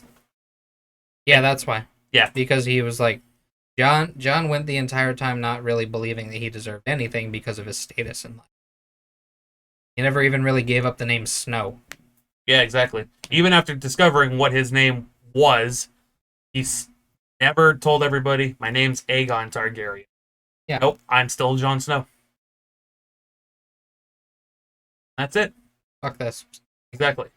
Now, the design for the sword itself, because we can talk about how long Jon had held onto the sword, even to the point where it was with him at the very end of the show, even when he rejoined the Night's Watch. I love the way you said that, how long John held the sword. Damn it.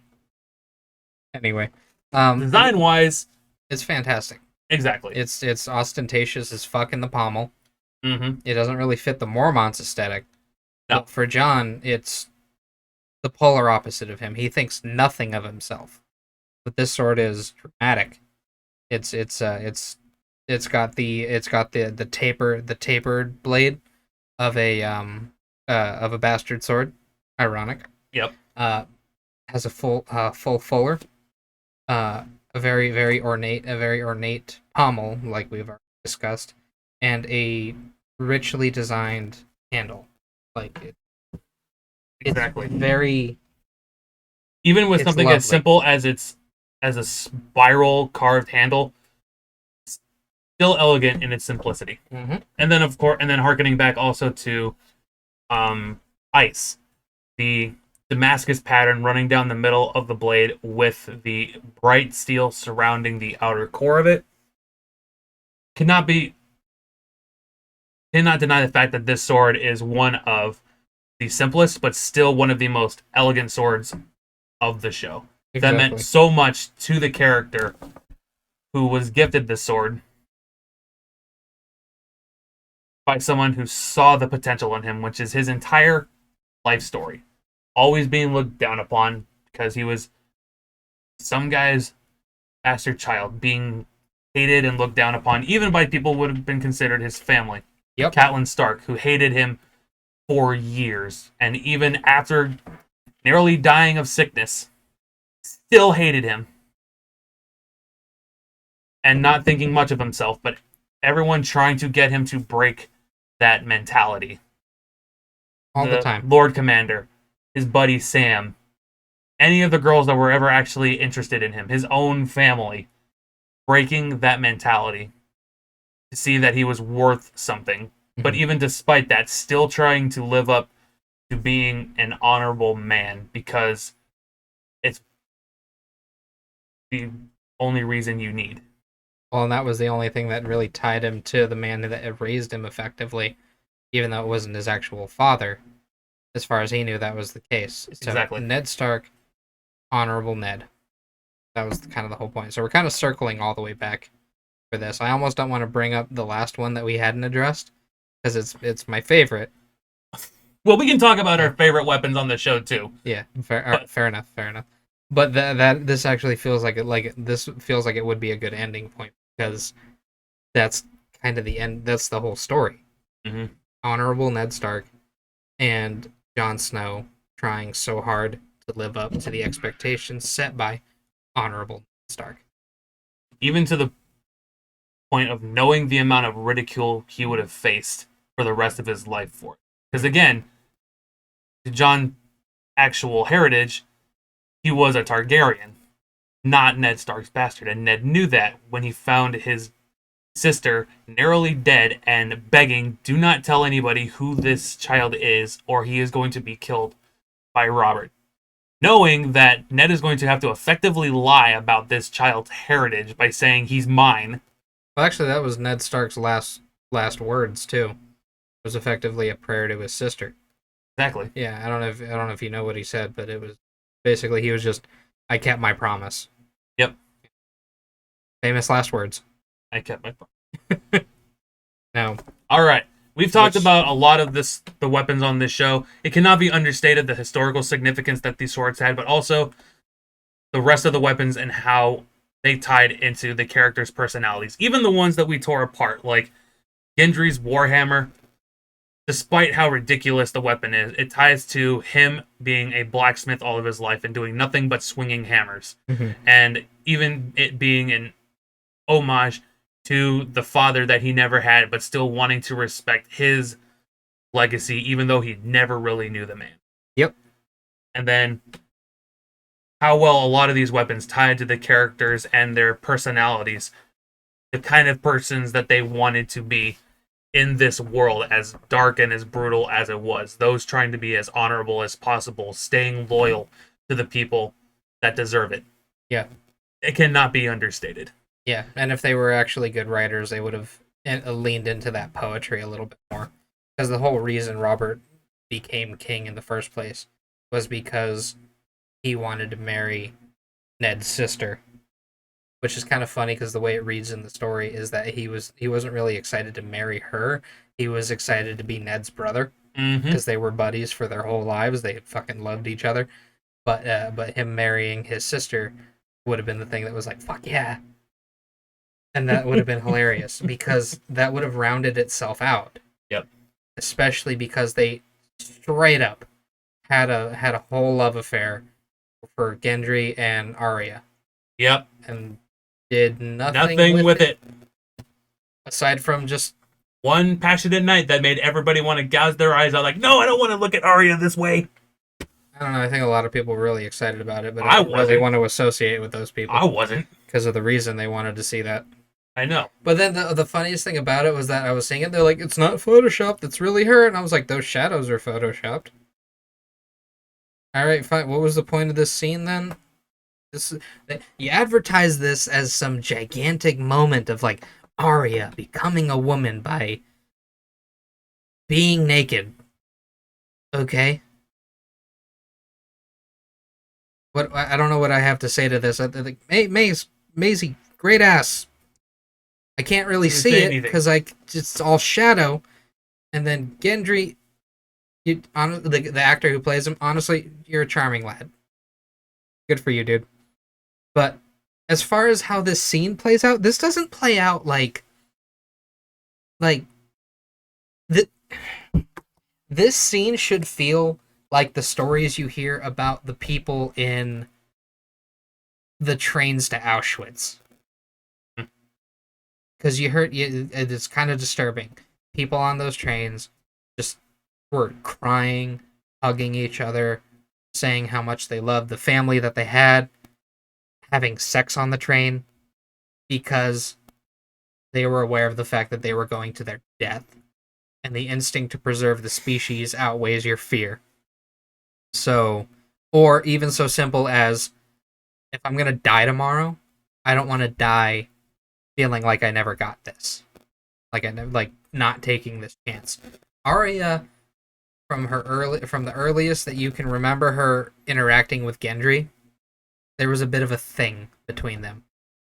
I still think it's a little weird because what's the age gap here? He's like I don't know how old he is, but it's significant enough that he looks like a whole ass man when you first introduced to him, and then Arya eventually grows up into being uh, um, a lovely young lady, but still is like what, like fucking like 17, 18 years old in the story.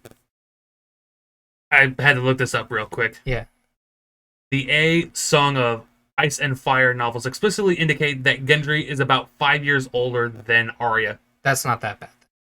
which would put him at 16 in season 1 and 23 by the time the show ended. Okay, So, not that bad. no. Because Arya was 11. Math, help me. Yeah. 16 So minus if 5 is 11. Yeah. Fuck and me. then and then if he was 23, 5 years under that would be 18. Yeah. So right around the time where she can show her ass on camera without anybody having a fit. Except for the people who are like, really, guys? You're pulling barely legal on the ass end of the show? On the ass end of the show. Yeah, like oh, you hit almost Pun fully intended. right. Like you hit. I mean, don't get me wrong, you didn't make it halfway through the list that the fucking movie Caligula did, but yeah, as far as yeah, everything else in this story has essentially could be effectively described as either tags on Pornhub or late night specials of History Channel. Hmm.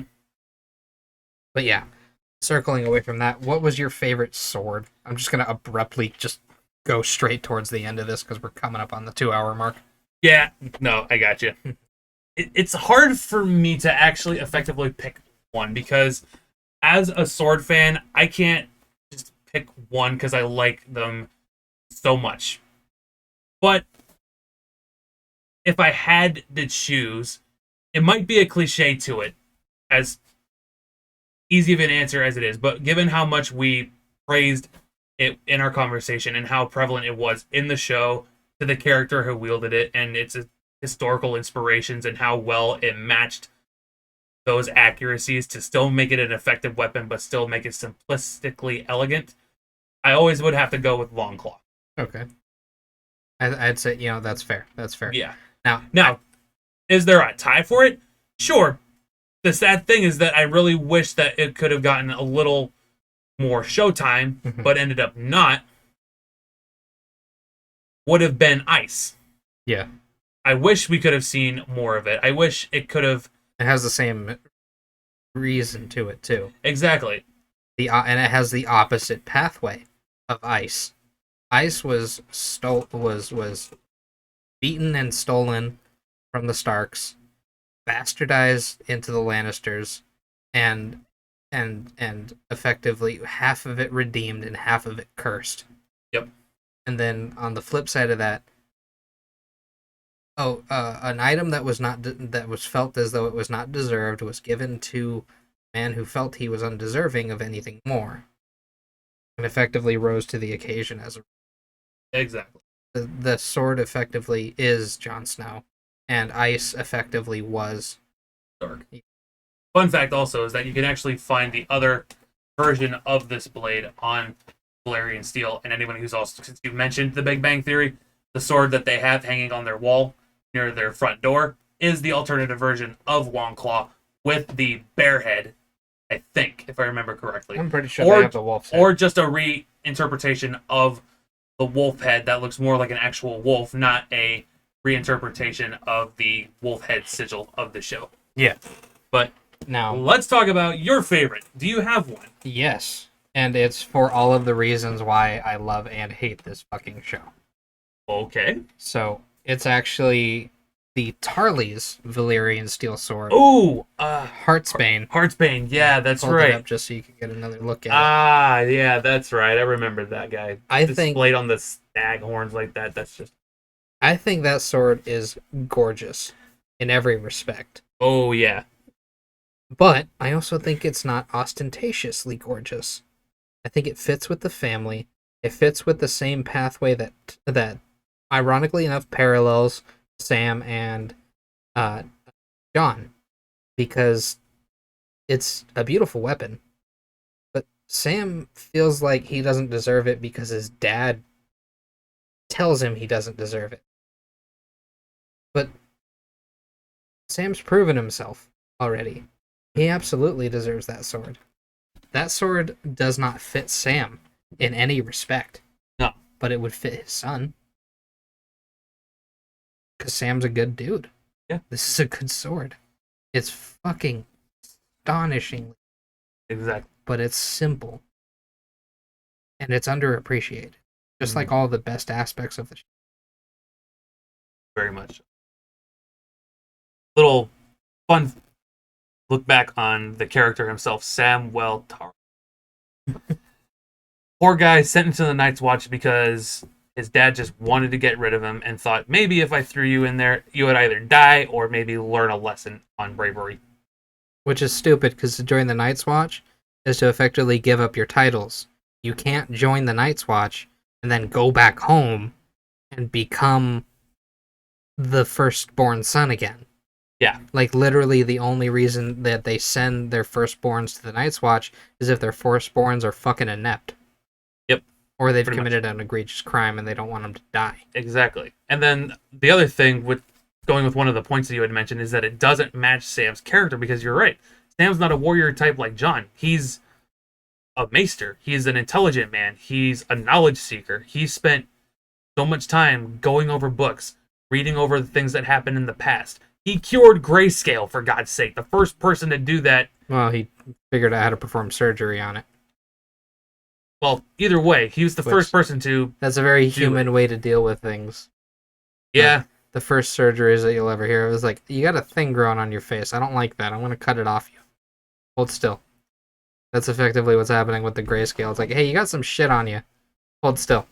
Yeah, but you're not going to like this. But this stuff that was growing on the guy was effectively going to turn him into a stone zombie. Yeah. Which, do we really need more zombies? Can we stop with zombie things? Yeah, you know, fuck it. You need at least 2 more. You need fire zombies and water zombies. You already got earth zombies. Yeah, we have earth zombies. Don't tell me they count as the water zombies, too, because they just because they're in a swamp doesn't make them water zombies. But that's pretty much it to round that off. This was episode 10 of Halcyon and Bedlam. Thoughts after the fact on Game of Thrones weapons. This was my friend Holy Beast. You can follow him on TikTok under the same name, but underscores under both the and Holy.